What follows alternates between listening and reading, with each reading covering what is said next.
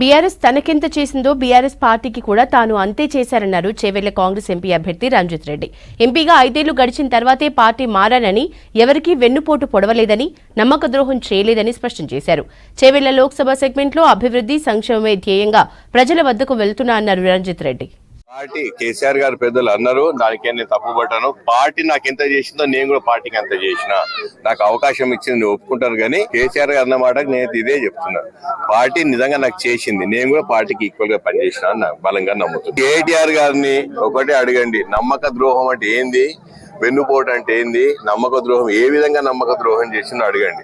నా 5 సంవత్సరాల టర్మ్ అయిపోయిన తర్వాత నేను పార్టీ మారినా, అంతకంటే ముందు మారిన వాళ్ళ గురించి మాట్లాడమని చెప్పండి తప్ప నేను అసలు నా టర్మ్ అయిపోయినాక ఎప్పుడైతే ఎలక్షన్ డిక్లేర్ అయిందో అప్పుడు నేను టర్మ్.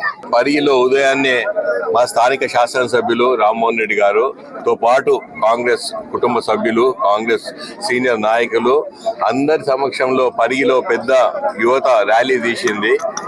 రాకం చేతుల నుండి ఇక్కడ ర్యాలీ తీస్తే ప్రభంజనం లాగా మొత్తం పరిగి కదిలింది. యావత్ పరిగి ప్రజలందరూ అబ్బురపడుతుంది. ఇంత పిల్లలందరూ ఇంత మంచిగా చేయుదనిస్తున్నారు కాంగ్రెస్ పార్టీకి అని.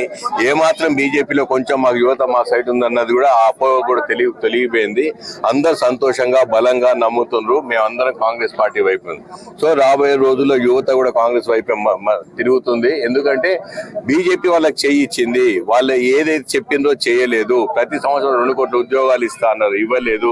ఇప్పటివరకు 20 కోట్ల ఉద్యోగాలు 10 సంవత్సరాలు ఒక్క ఉద్యోగం ఇవ్వలే. కాబట్టి